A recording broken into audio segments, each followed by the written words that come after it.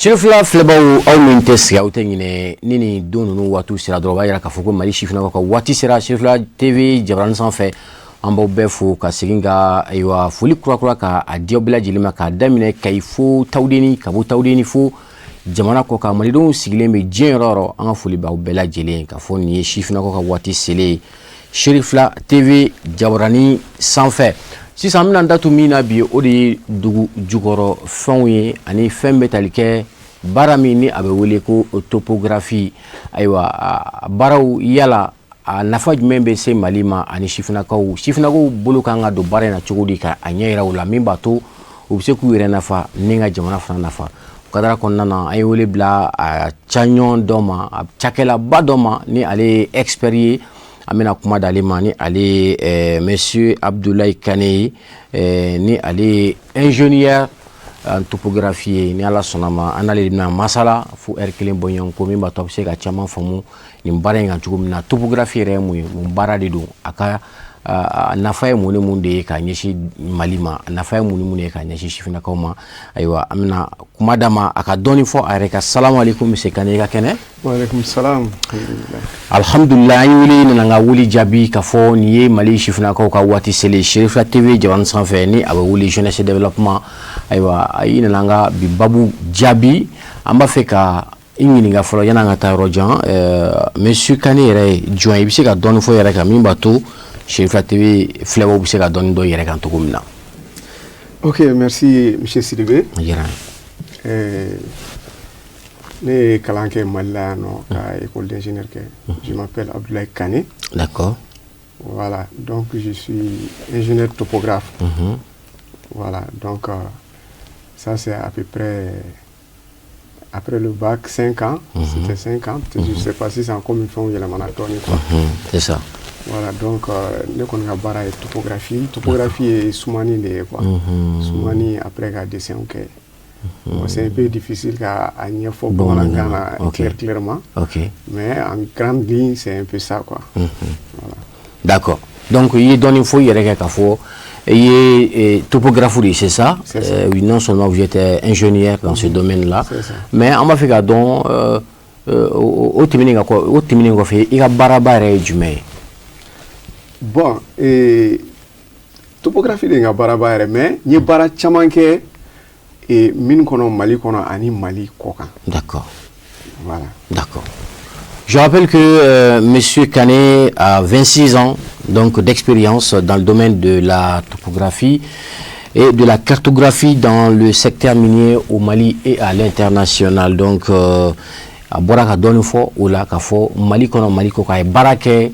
topographie domaine na baara kɛ sanubɔ fana bonankun kan yɔrɔ caman na jamana caman kɔnɔ o de la an y'a wele bi ale min y'a baara bɛnnen bɛ nin ma san 26 bi a bɛ nin baara la ayiwa expérience caman b'a la o de la ale ka expérience anw sifinnakaw an bɛ se ka a nafa sɔrɔ cogo jumɛn na topographie yɛrɛ ye mun ye an bɛ se k'a dɔn cogo jumɛn na ani k'a kɛ an mago ɲɛfɛn ye fo ka taa se mini baaraw ma sabula n'i ko ko mini baaraw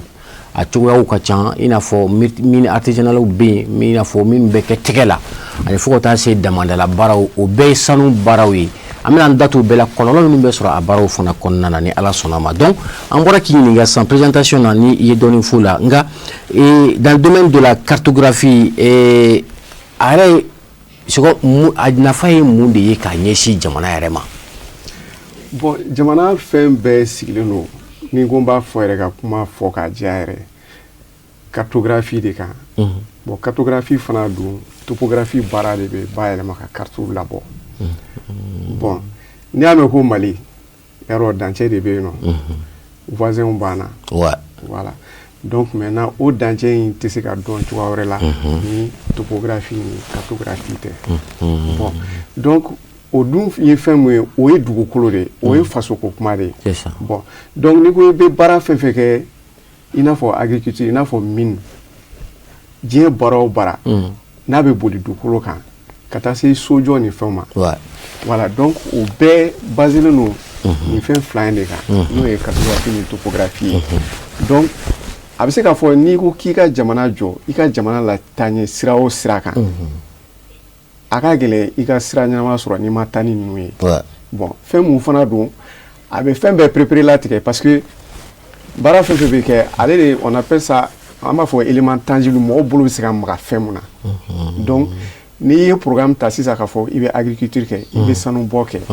bon n'i kɔni i k'a kɛ de façon professionnelle k'a jɛya a ka faamuya mɔgɔ fɛn fɛn bɛ baara k'a kɔnɔna la ou bien a baarakɛyɔrɔ emplacement n'a fɛn bɛɛ lajɛlen ka dɔn bon hali sanu position ka dɔn o bɛɛ bɛ kɛ plan topographique de kan o bɛɛ bɛ kɛ carte de kan donc o information bɛɛ de bɛ fara ɲɔgɔn kan pour que ka se ka i bɛ fɛ ka programme de développement mun kɛ n'o ye par exemple an bɛ sanubɔko kuma de la bi donc ka se ka minnu dayɛlɛ ka baara kɛ comme il faut Mali ka nafa sɔrɔ a la. Merci beaucoup. Je crois que ɲɛfɔli diyara an filɛbagaw yɛrɛ fana ye sabula ni maa caman b'a mɛn topographie u bolo topographie ye de walima cartographie effectivement parce que cartographie ye fɛn ye i bɔra ka dɔɔni fɔ a la sisan jamana yɛrɛ tɛ taa fɛn min kɔ fiyewu sabula hali ne ko ko quartier dɔ i t'a sɔrɔ o quartier walasa o quartier ka se ka jɔ ayiwa ingénieur de bɛ taa minnu ka baara ye ka dessin ni ka a plan na fɛnw bɔ o de ye cartographie donc o tɛmɛnen ka bɔ yen nɔ donc an b'a fɛ k'i ɲininka fana fɛn bɛ tali kɛ Mali jamana ani sifinnakaw ayiwa olu bɛ fɛn in nafa sɔrɔ cogo jumɛn na e yɛrɛ bɛ baara min na bi ni o ye fɛn min ye topographie ani dugu jukɔrɔfɛnw olu nafa bɔli ye Mali jamana yɛrɛ bɛ se ka a tɔnɔbɔ cogo jumɛn na kɛrɛnkɛrɛnnenya la sifinnakaw. Bon donc ça c'est nin ye fɛn mun ye bon depuis que an bɛ topographie ni cartographie fɔ dɔrɔn i b'a ye k'a fɔ c'est à dire n'an ko k'an bɛ baara in kɛ denmisɛnw k'u ka hakɛ olu ka se ka baara sɔrɔ a kɔnɔna la bon minnu ni fɛnw donc d'abord il y a d'abord le fond de carte de la jeunesse. D'accord. Mɔgɔw répartilen don cogo di jamana kɔnɔ bon et donc maintenant u ka dɔnniyaw ye mun ni mun ye. D'accord. Bon maintenant ka taa min baara sira kan min industriels bɛ yen nɔ olu bɛ spécialité caman ta bon olu bɛ techniciens ingénieurs dans le domaine des mines dans le domaine de je sais pas de la géologie dans le domaine de la topographie même dans le domaine de je sais pas comment on appelle les finances finances domaine nous fait administration a bɛɛ de bɛ yen nɔ a bɛɛ de bɛ min kɔnɔna la pratiquement bon donc maintenant fo hakili de ka sigi ka jagabɔ ka a jate minɛ bon ni domaine ninnu kelen-kelenna bɛɛ lajɛlen ani ni spécialité minnu bɛ yen nɔ bon jeunes ye kalan dɔw ye kalan kɛ bon dɔw bɛ ka taa a ɲɛɲini diɲɛ fɛ donc n'an m'an kɔlɔsi don dɔ bɛ na mɔgɔ minnu bɛ baara dɔn mɔgɔ minnu ye baaraw kalan fuite de cerveau de bɛ kɛ quoi parce que mɔgɔ caman mɔgɔ minnu bɛ dɔnni fɛnw dɔn n'u kalanna u bɛ taa diɲɛ mɔgɔ servi au lieu que u ka anw yɛrɛ servi donc f'an k'a jate minɛ an ka jamana kɔnɔ yan nɔ donc an bɛ se ka denmisɛnw ka baarako sabati cogo di donc u ka spécialité il faut que a ka da tabali kan de k'a bɛɛ fɛsɛfɛsɛ k'a jate minɛ ka baara kɛ ni hakili ye a ko la donc a initiative de fond de carte au fana bɛ yen. D'accord. Voilà. Très bien. Donc initiative fond de carte i b'a fɛ o ye jumɛn ye par exemple. C'est-à-dire sisan n'i ye Mali ça fait 19 régions maintenant je crois. Voilà. Bon donc n'i y'a jate minɛ mɔgɔw répartilen don o 19 régions in kɔnɔ mɔgɔw si ka baaraw tɛ kelen dɔw bɛ agriculture domaine kɔnɔ dɔw bɛ mine domaine kɔnɔ dɔw bɛ finance domaine kɔnɔ dɔw bɛ administration domaine kɔnɔ donc a bɛɛ tɛ se ka fɔ quoi mais f'an k'a dɔn fɔlɔ c'est-à-dire la jeunesse jeunesse baara valide olu de baara valide olu de baarakɛlaw yɛrɛ bon ils sont combien u mɔgɔ joli de don par spécialité ka o répartir région ni jamana yɛrɛ kɔnɔ ani cercle la donc maintenant u ka les zones d'activité là zone minière ni sɛnɛkɛyɔrɔ ni fɛnw donc o jeunes ninnu fana bɛ se ka hakilina bɛ se ka sɔrɔ cogo di k'olu répartir u ka baara kan pour que jamana ka se ka profiter u ka dɔnniyaw la jamana ka se ka profiter u fanga la u yɛrɛ fana ka se ka profiter o la u yɛrɛ ka hadamadenya kɛ n'a ye u yɛrɛ balo. Voilà. D'accord. Alors, est-ce que aujourd'hui sabla ka bara fanba ye i dɔnni bara min o de ye topographie mais an b'a ye k'a fɔ i ye baara kɛ sanubɔyɔrɔw fana caman na ayiwa sanubɔ ani topographie ayiwa olu baaraw bɛ taa ɲɔgɔn fɛ cogo jumɛn na a dancɛw ye jumɛn jumɛn bon y'o fɔ c'est à dire baara o baara a bɛɛ bɛ kɛ fond de carte de kan bon ou bien plan bon ni ko k'a kɛ par exemple de façon professionnelle c'est à dire Mali kɔnɔ bi mine industrielle bɛ yen, il y a la grande mine o ye mine belebeleba an bɛ minnu dɔn bi n'olu bɛ sanu caman bɔ la bon usines b'u bolo tout bon il y a la petite mine bon an ka damasinaw fana olu bɛ yen bon donc maintenant faut ka fɛɛrɛ de kɛ sisan n'i y'a jateminɛ topographie de bɛ se ka a yira i b'a dɔn carte de kan c'est à dire Mali mine industrielle u bɛ yɔrɔ jumɛn Mali petite mine bɛ yɔrɔ jumɛn donc o de b'u répertorier o b'u bɛɛ répertorier avec leur position ou position yɛrɛ exactement y'a ye donc maintenant mɔgɔ min bɛ dama sen bolo la olu fana bɛ yɔrɔ jumɛn ni yɔrɔ jumɛn bon hali olu fana u bɛ se ka dɛmɛ ni fɛɛrɛ minnu ye parce que jeunesse mɔgɔ caman bɛ taa yen bi donc pour i ka se ka na ni o dɛmɛ hakilinaw ye f'i ka se k'a bila fɛn kan mɔgɔ bɛ se ka kɛ fɛn min na k'a ye k'a faamuya k'a kalan n'o ye carte ye ou bien plan topographie donc pour que ka se k'a dɔn c'est à dire cette jeunesse là u bɛ se ka don ba la ni domaine ninnu kɔnɔ cogoya min na donc a baara fɛɛrɛba dɔ de ye nin ye quoi nin de bɛ ye k'a faamuya k'a prépare latigɛ. D'accord. Alors est-ce que aujourd'hui n'i y'a ye i ɲininka i bɔra k'a fɔ ko cartographie bɛ a yira k'a fɔ sanu sanu dingɛ ou sanu bɔyɔrɔ bɛ yɔrɔ min na sisan a bɛ se ka yira mais est-ce que bi bi in na le nombre a nombre sanu bɔ yɔrɔ hakɛ min bɛ Mali kɔnɔ k'a daminɛ Kayi fo Kidali donc ni e ɲininkara par exemple en tant que ingénieur est-ce que i bɛ se ka dɔ fɔ o la wa? Bon, an tun bɛ ka an ye répertorier kɛ à un moment donné o tun ye année 2016 ni fɛn ninnu ye il y avait 10 mines industrielles reconnues par l'État en activité 10 mines awɔ ok bon mais o ye Mali Sud ni Mali Ouest ye bon mais mun ye ka taa Kidali yanfan ninnu ni fɛn ninnu fɛ bon olu ma répertorier bon hali o ko ninnu c'est pas très clair sanu bɛ o yɔrɔ ninnu bɛɛ la mais en réalité hali ni minnu bɛ yen nɔ minnu reconnus tɛ par l'État ça peut être même a bɛ se ka kɛ mine illégaux yɛrɛ ye. D'accord. Ça c'est fort politique parce que pendant un bon moment Mali yɛrɛ tun kɛlen tɛ ka yɔrɔ occupé voilà avec les problèmes de djihadisme et autres voilà. Donc a bɛna fɔ cartographie sisan ale de fana bɛ se k'a dɔn k'a fɔ hali ni ye sanu hali ni yan kɛ hali ni ko k'i bɛ yan kɛ sanu ou bien n'i ko k'i bɛ yan baara sanu bɛ bɔ yan est-ce que a b'a détecter de wa a b'a yira k'a fɔ ko sanu bɛ sɔrɔ yan wa walima a ka baara ye mun wɛrɛ ye? Bon cartographie ye cerveau de ye en fait quoi bon mais sanu yɛrɛ position dɔnni spécialité min bɛ kɛ a bɛ fɔ olu de ma ko géologue la géologie. Donc est-ce que rapport ta n'o tɛ dɔnni yan? Rapport b'a n'u cɛ parce que minnu bɛ kɛ fɔlɔ olu de bɛ u ka information dɔw bɛ yen nɔ géophysique information internationale ni nationaux donc olu b'u cerveau là par exemple pour avoir les zones les plus plausibles mais an bɛ se ka mun yɛrɛ fɔ les premiers grands géologues du Mali u y'an bɛ mɔgɔ mun ye la Damascène bolo la yan'a ka kɛ industriel à ce niveau ça c'est les premiers grands géologues après tout bolo foyi t'u bolo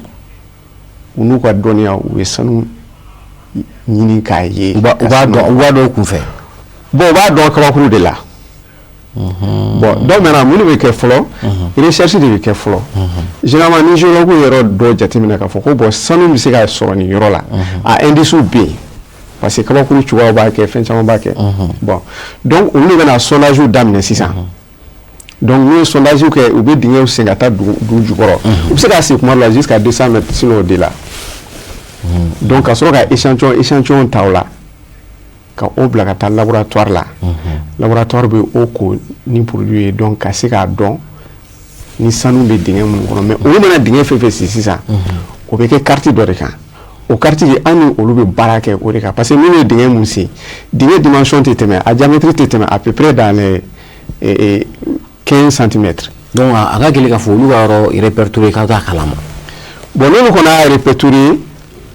généralement olu bɛ se ka baara kɛ ni an ka appareil moderne dɔw ye fɔlɔ minnu précisément tɛ kosɛbɛ n'u bɛ se ka erreur de à peu près 3 mètres bon mais pour que a baara ka se ka kɛ ka ɲɛ an de bɛ tila ka u accompagner n'u commencera ka indices sɔrɔ k'a ye k'a fɔ an ye dingɛ dɔ sen yan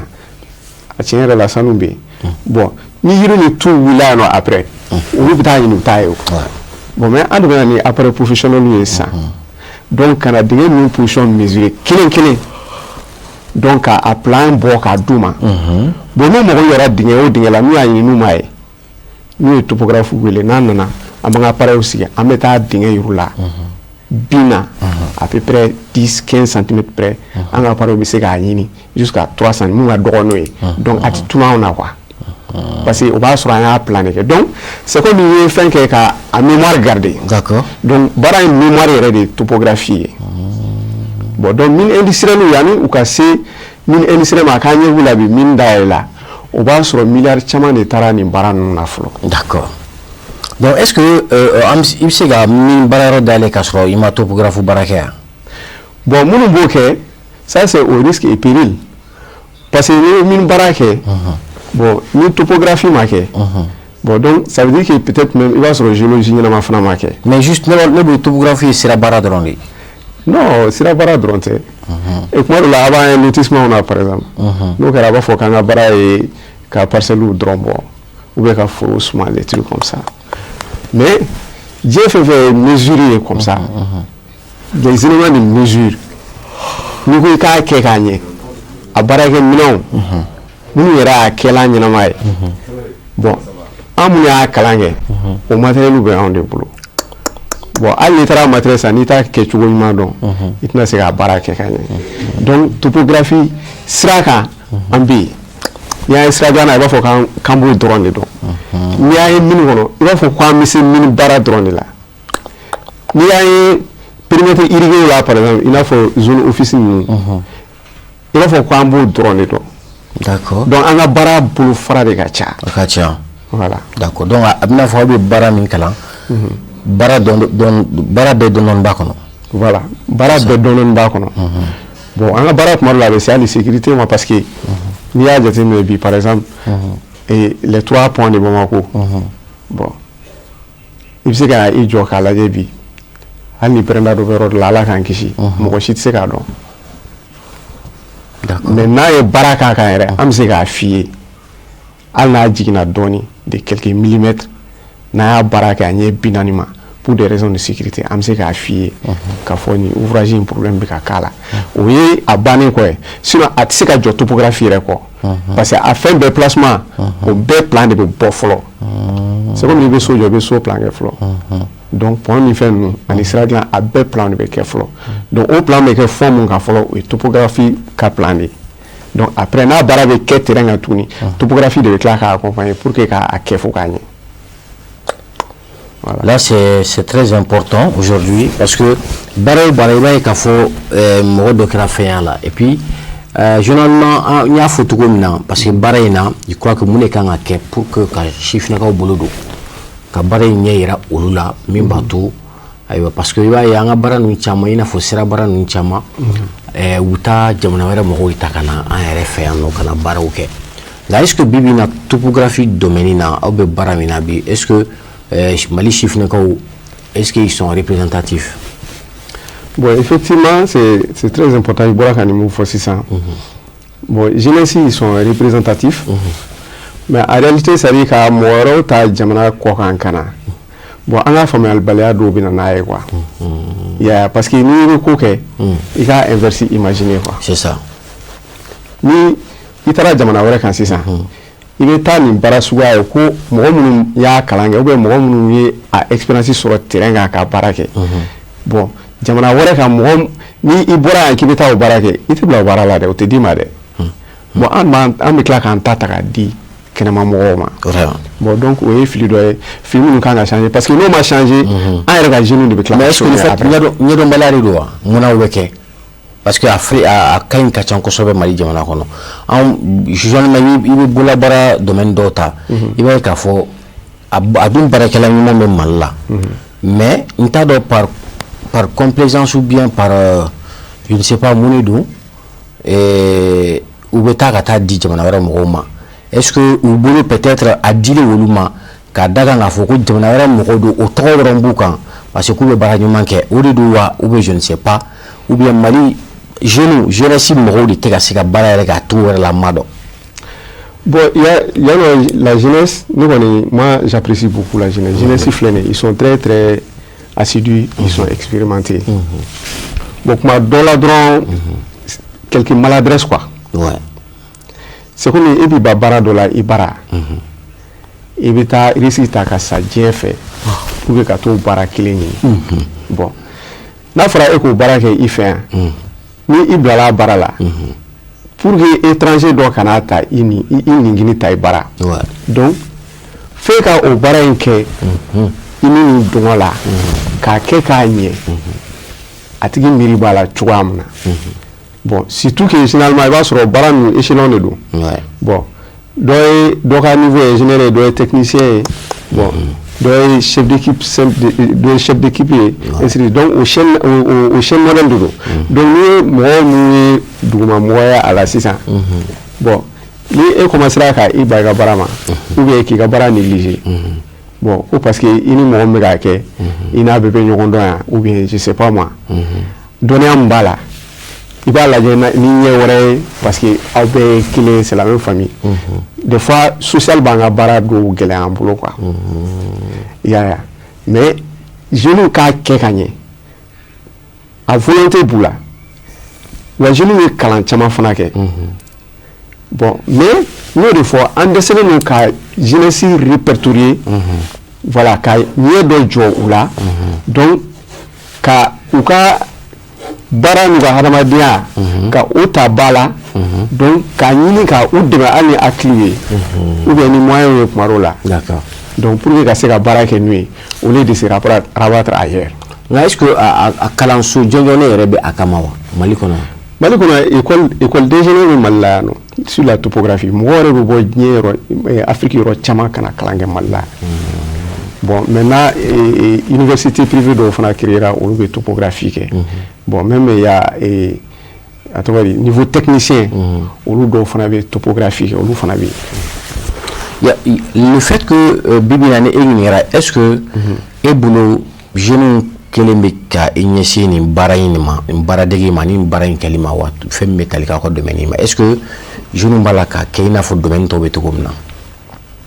bon ne ko yaba ana domaine na tuamna bon jeune do ya ta boulot flala mais ils sont trop prétentieux c'est-à-dire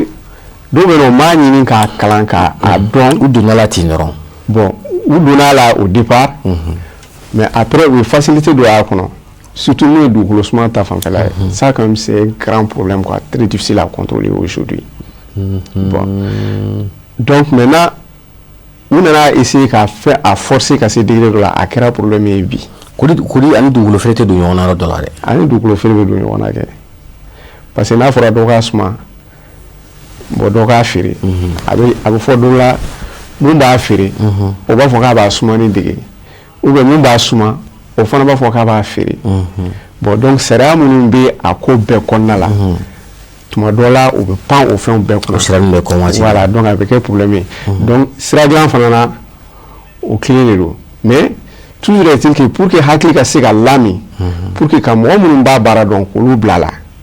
mun ya kalange ka olu blala bon mun ma kalange olu kan ga barake ka darom na o kan ga ke d'accord bon tant que on a réfléchi au cas donc à barake ni au faire pour que c'est-à-dire empiètement kanaye par exemple mon ouvrier o kana bla kuna ka fo il a un niveau technicien ka essayer ka bara doke mun ta ka donia konna la nota bien ni dégâts quoi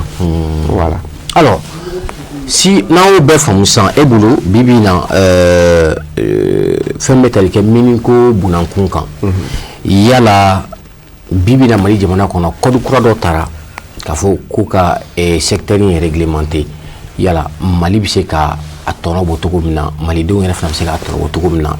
o code Eboulo bi se ka mune fo anafa ka nyishi Mali jamana ya bo code ne code kala code vraiment avait Mali favorisé Kosovo mine ko la tellement a bɛ Mali favoriser fo an bɛ jɔrɔ waatinin dɔw la mɔgɔ minnu bɛ fɛ ka na mine dayɛlɛ Mali la pour que an kana o bailleurs ninnu décourager quoi f'an bɛ jɔrɔ la waatinin dɔw la bon mais en dépit de tout ça et a kɛlen ka opportunité ba de di Mali prestataire de service ma quoi. D'accord. N'i y'a ye an bɛ don min na i ko min bi i b'a sɔrɔ par exemple mine industrielle la i b'a sɔrɔ bɔgɔcɛ bɛ kɛ ni machine fɛn fɛn ye ou bien bɔgɔcɛ bɛ kɛ ni camion fɛn fɛn ye a bɛɛ ye Mali société dɔ ta ye wa i b'a sɔrɔ malidenw de bɛ ka an ka denmisɛnw de bɛ ka o machine ninnu boli bon donc o nana kɛ sababuya ye a baara caman bɛ yen nɔ donc code kura nana n'a ye k'a fɔ c'est à dire que hali min dayɛlɛ la n'a bɛ village min kɛrɛfɛ o village n'a ma ɲɛ k'a bɛ mɔgɔw ta ouvrier ta a ka tali daminɛ olu la fɔlɔ n'a ma ɲɛ techniquement n'a kan ka mɔgɔ ta mɔgɔ min ka baara min baara fɛn dɔ la i komi technicité bɛɛ b'a kɔnɔna la diplôme ko bɛɛ b'a la fɛn bɛɛ b'a la donc ko il faut que a ka ɲini Mali la fɔlɔ yanni a ka taa ɲini kɔ kan bon donc o ye ko ɲumanba de bon mais en dépit de tout ça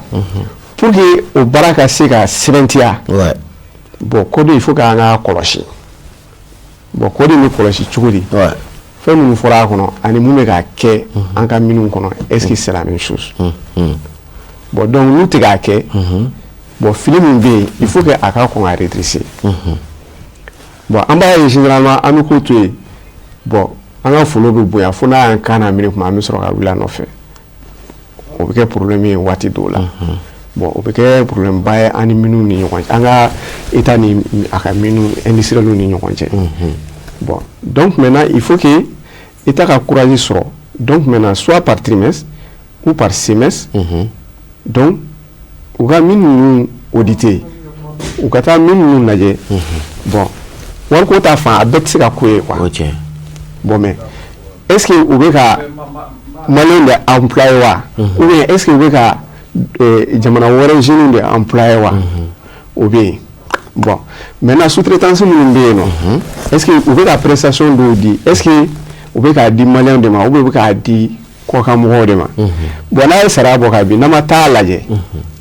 n'u ye mun kɛ c'est ça bon fo dɔ la dɔrɔn an bɛna wuli par personne interposée ou bien ni problème dɔ créera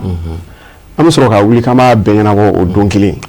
bon o bɛ kɛ ko o bɛ gɛlɛyaba don kow la quoi ok alors parce que aujourd'hui dans le domaine du secteur minier an b'a ye k'a fɔ gɛlɛyaw caman bɛ to ka sɔrɔ kɛrɛnkɛrɛnnenya la hali samiya donda ninnu fɛ i b'a ye maa caman bɛ bali ka bɔnɔ a nin na sabula n'an ko sanubɔ an y'a fɔ daminɛ la dama fana bɛ yen nɔ mais a bɛɛ bɛ jate sanu baara de la mais minnu lakodɔn don jamana fɛ ani minnu ma lakodɔn u tɛ kelen ye alors dans les mines industrielles an bɛ se k'a fɔ olu de lakodɔn don Mali jamana fɛ mais minnu bɛ yen nɔ bi bi in na ni kɔlɔlɔw bɛ to ka sɔrɔ a la kuma caman i n'a fɔ mini ka firi mɔgɔ kan i n'a fɔ bolimafɛn ka i ka bɔnɔ bolimafɛn ko la o n'a ɲɔgɔnna caman yala o kɔlɔlɔ ninnu bɛ se ka bɔ mini baara la cogo jumɛn na bon fɛɛrɛ caman bɛ yen nɔ n y'o de fɔ fɔlɔ c'est à dire ni mun bɛ ka kɛ n'an m'a da papier sanfɛ ka hakilina bol'a kan c'est à dire carte kan ou bien plan kan ka hakilina bol'a kan et maintenant problème minnu bɛ ka kɛ ka problème ninnu recenser bon an bɛ to pathogénie la a bɛ kɛ tɔɔrɔ ye mɔgɔ caman bɛ bɔnɛ o ni la bon or n'a ninnu kɔnna ma an bɛ se ka kɛ sababu ye non seulement u bɛ taa nafa ɲini de kama u bɛ taa pour que Mali ka sanu de sɔrɔ bon non seulement o bɛ sɔrɔ sa mais non seulement a tɛ sɔrɔ comme il faut mais en même temps a bɛ solde min na o ye mɔgɔw ka bananinw ni sayaw ye bon samiya fɛ par exemple i b'a ye an ka principe la u b'a fɔ ko bon ko ka mine traditionnelle ninnu ko k'u datugu voilà donc raison minnu b'a la mɔgɔ min bɛ dingɛ sen na dugu jukɔrɔ ka taa bon ni samiya donna dɔrɔn a firili risques de bɛ augmenter nka est-ce que kuma o kuma kɔlɔlɔ in le fait que kɔlɔlɔ bɛ sɔrɔ a la est-ce que o kan ka kɛ wa bon n'an m'a lajɛ a bɛ kɛ dɛ fɛɛrɛw bɛɛ kan ka tigɛ i bolo bon aujourd'hui an y'a essayer ka même an ka code kura kumana kan bon couloir d'orpaillage ninnu olu bɛ se ka di cogo di dans les règles de l'art. Bon mais ni u bɛ baara kɛ a bɛ se ka kɛ u bɛ dɛmɛ ni technique dɔw ye quoi ou bien bon machine dɔw yɛrɛ bɛ se ka kɛ k'u dɛmɛ waati dɔw la bon mais hali baara in a kɔlɔlɔ gansan tɛ n'a filila mɔgɔ kan o dɔrɔn tɛ dɔw bɛ produit wɛrɛw utiliser a la pour que ka sanu ko par exemple bon ou bien u bɛ sanu ko o bɔgɔjiw olu bɛ taa sira mun kan a dɔw bɛ yen nɔ kɔlɔlɔ wɛrɛw b'a la an ka environnement kan mais n'a essayé k'a circonscrit an bɛ se ka plan professionnel semi professionnel o bɛ se ka kɛ ka u accompagner de telle sorte que u bɛ se ka u ka sanu ko ka sanu sɔrɔ ka sɔrɔ a ma kɛ ni o kasara ninnu ye ka sɔrɔ a ma kɛ ni bon bɔgɔji ka taa a tɔgɔ de tiɲɛni modèle dɔw kɛ quoi bon hali o terrain bɛɛ bɛ se ka préparer en réalité parce que an b'a fɔ bɔgɔji ninnu bɛ minɛ yɔrɔ min na bon anglais ta la u b'a fɔ TSF mais an bɛ se k'a fɔ ka kɔ dɔ dilan bon pour que ni sanu kora a bɔgɔjiw bɛ taa stocker yen nɔ bon ni damaw bɛ créer yɔrɔ o yɔrɔ n'u ye dama dɔ dayɛlɛ yɔrɔ o yɔrɔ u k'a essayer ka u accompagner donc k'a jateminɛ kasara bɛ se ka bɔ ni sira o sira ye ka kasara ninnu étudier ka na ni hakilina kuraw ye pour que kasara ninnu bɛ réduire cogoya min na. oui e y'o fɛɛrɛ min fɔ yala jɔn de kan k'o lawaleya sisan. bon État de a fanba ye État ye mais collectivité fana bɛ se ka hakilina baara a kan. parce que kuma bɛɛ ni samiya sera nin kuma kelen de don a bɛ datugu fɔlɔ ni samiya banna a bɛ dayɛlɛ nka i b'a ye k'a fɔ kuma bɛɛ kɔlɔlɔ bɛ sɔrɔ a la dɔ de bɛ fara a kan don o don ani fana i b'a ye k'a fɔ dalamada ninnu na sanubɔyɔrɔ ninnu na minnu bɛ na ni balawuba ninnu ye kuma bɛɛ fo a laban bɛ fo maaw bɛ kasaraw nin na manifin communauté filaw ni ɲɔgɔn cɛ ainsi de suite a bɛ se ka kɛ waati dɔ maliyɛn dɔ ni jamana wɛrɛ mɔgɔ cɛ nka mun de bɛ na ni o kojugu fɛ o bɛnbala ninnu ye kuma caman ni a b'a la ka dangari maa caman ka hadamadenya la bi. bon u ka dugu dancɛ kow b'a la mais f'u bɛɛ ka bila u kunna fɔlɔ an bɛɛ ye maliden de ye u ka dugu dancɛw bɛ yen nɔ mais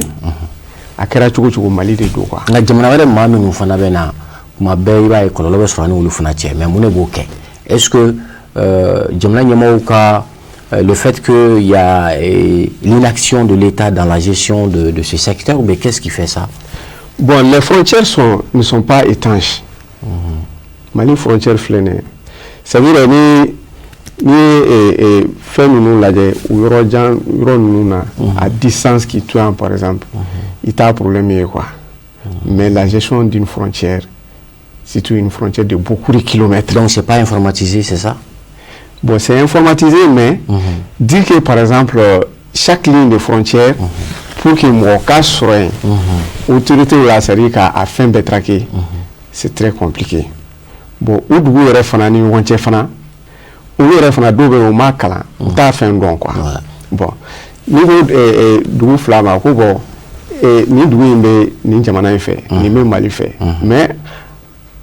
Mali frontière d'entière ni olu ka hakilina titawo kan quoi. Oui, tiens. Bon, u bɛ to dɔrɔn u bɛ don ɲɔgɔn kun. Finalement, bon, surtout ni sɔrɔ ko bɔra la. Bon, donc hakili bɛ wasu ɲɛwani ni fɛnw donc a bɛ se ka exploser ka kɛ fɛn dɔ ye. D'accord. Ça c'est vraiment quelque chose qu'il faut continuer à en tout cas à parler parce que ni fɛn jateminɛ kuma ka ca. Il faut vraiment sensibiliser les communautés sur les dangers, sur les conséquences, parce que alors,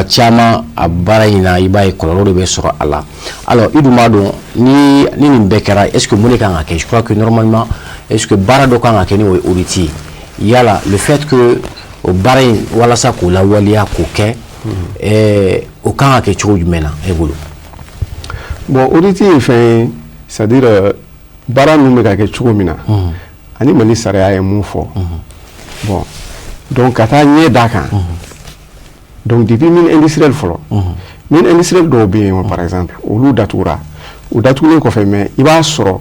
c'est-à-dire mine ka vie depuis quartier recherche ma ka na se exploitation ma après fermeture baara dɔw bɛ olu kan ka kɛ bon donc audit kan ka ye nin étape bɛɛ la bon donc ni min dɔw bɛ yen nɔ i b'a sɔrɔ olu datugura mais u bɔgɔton damasɛnɛw t'a dɔn yɛrɛ k'o ye kojugu u bɛ taa o bɔgɔ cɛli daminɛ bɔgɔ tonni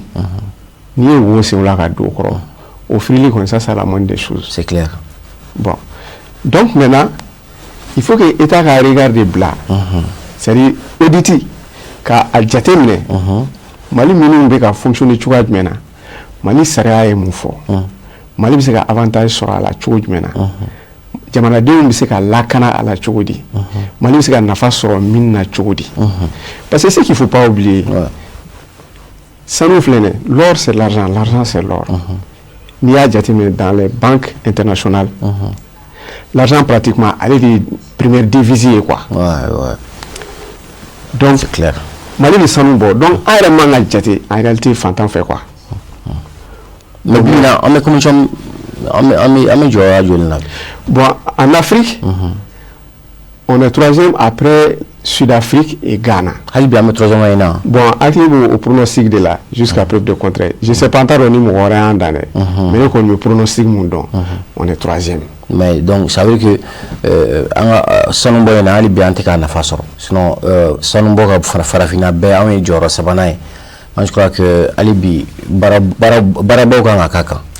Tout à fait. Tout à fait. Barabo kaka. Non seulement nous en activité. Mais en réalité, miri parce que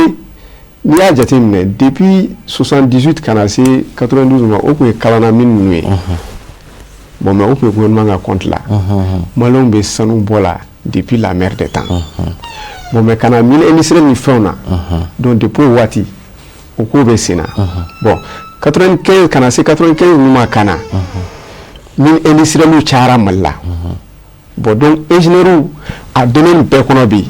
a bɛɛ dɔ bɛ Mali la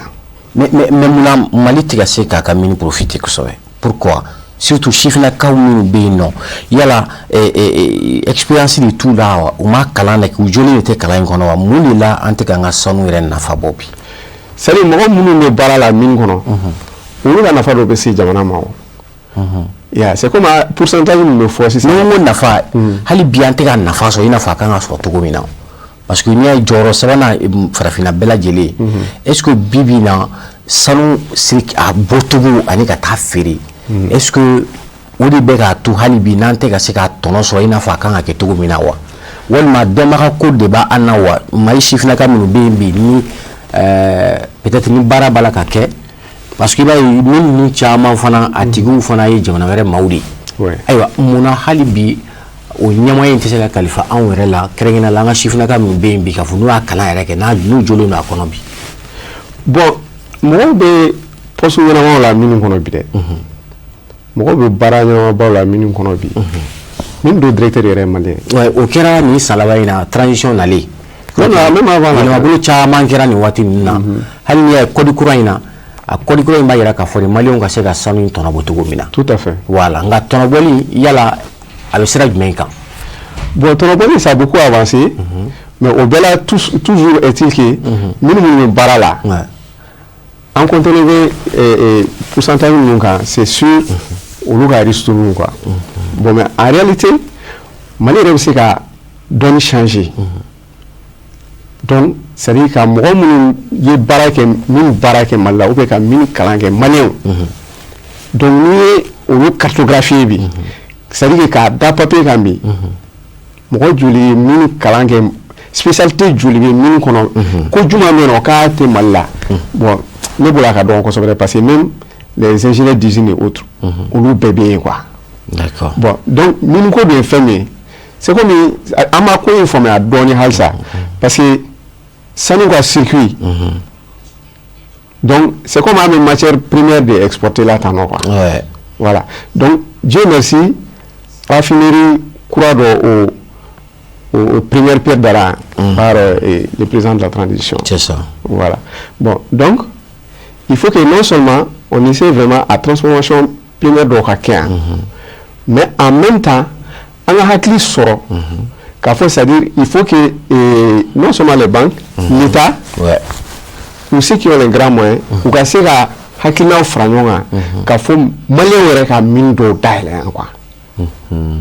bon an y'o hakilinaw produit depuis très longtemps Mais est-ce que Bangi nous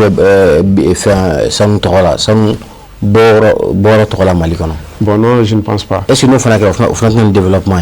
Bon, c'est mais ça nous est mieux de fois, ça nous est guardé. Donc, Bangi est la devise de ça nous est quoi. Ouais. Ou la devise nous ni dévaluation te joie qu'à foutre te joie. Ça nous est. D'accord. Alors, Bibina, comme Djamkan, allez bégasser à Banrola, à ma fille à Don, Ningali, là-bas en Koukila, fait métallique, et qu'à famille Moudé, Bibina, Naïniga Kafoko, Barao Baraiba Kafo, Mado Bekefean là. Ga Bibina, Mali Rebega Nafasoro, sera sur Mina, yo, Kosobe, ou Sanoindi. Et là, Sani avait encadré Chuko Jumena, Aywa, Danakanga, Dashifna, tout Jumena. Halibi parce que jamana nyama era o defo ko bibi na jamana mbe shifna ka o de bolo ni fanga na amanye shifna ka o de na nyana shifna ka o de do ebisi ka mune fo halibi o nyama nu nyana shifna ka o ta fanga pour que bara mina amna kalfa mamina e ka se ka mina fatugo mina. Bon, tout qu'on fait on a architecture, on a système architecture là par rapport aux employabilités. Bon, parce que bara fait il faut que adomaga de câble là. Oui, tiens. Bon, faut là on le cours que notamment le favoritisme. Oui. Car ça il faut que bara soro, il faut que ni bara soro. Na ni car ça ma kalanke adonia tala. Oui. Mo mu ya kalanke na adonia bula. Anga to oluka bara inke. Anga da ula parce que ouais. Ça nous boit, c'est comme une entreprise. À t'état d'anako. Tout à fait. À t'état bara djelenke quoi. Bon, favoritisme nous fait quoi. Moi de fait nous c'est très sensible. Il va en un mois nous commencer à minu d'aile. Après nous hakina on a fallu que minu voir la tassera aurait fait monter à activité d'une façon à la moindre des choses à erreur de bout sur drone ou quand dépenses peut augmenter dans la sortie incontrôlée. C'est fini, bara tient quoi. D'accord. Parce que même bara c'est très très sensible. La gestion c'est très strict. D'accord. Donc nous étant je sais pas moi au déontologie donc. Bon, ça va être un problème. Donc maintenant il faut que la jeunesse en plus que c'est-à-dire à connaissance pour là. Mais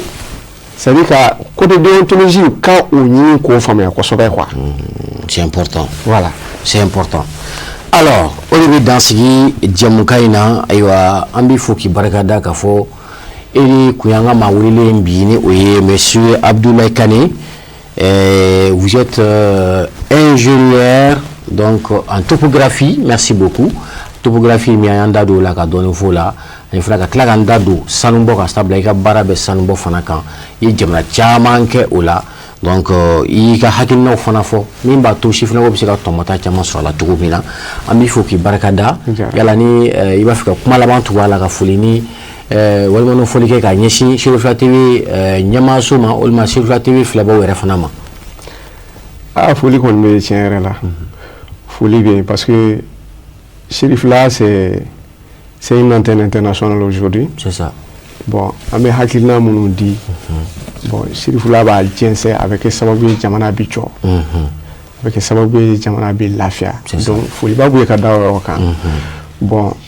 Mali la un département munu bien fana no institut géographique et katase DNGM ma au lieu de occuper le institut géographique ou cartographie et topographie bon donc et comment dirais-je DNGM au département de occuper les minou là donc antiga signi kenaka ka wuli ka soro ama foli bakuye donc akla ka exhorter halsa c'est ça ni chesri pour que vraiment jamana yembe bo gela kono inchallah bon ka kla ka vraiment jamana kuntigi fo et anaka gouvernement belajele d'accord onu nous sigilen do akambi gela kono ka fo il faut que jamana en ka bo yalla sona voilà. Merci beaucoup monsieur Kane ami fo ki barkada ame katika be fo ikelen tola ka kla Mali fantan belajele fo au benitie au ka flella Djamouka yanga babu ku fami la topographie au service du développement comment former les jeunes. Merci, nous recevions sur le plateau monsieur Abdoulaye Kane qui nous a fait en tout cas l'honneur de nous expliquer davantage le secteur de la cartographie au Mali. Merci beaucoup. Djamouka ina musika afle abe siginga la jentenendu ka damne 11h la ka tabla midi la na musika aussi sur obtanga bolalo sans fla la abta Facebook en Chérif la officiel walma YouTube sans fait abanga djamouka dafa lembe sorayno ala ga herake Mali aunche akafle la. Merci beaucoup.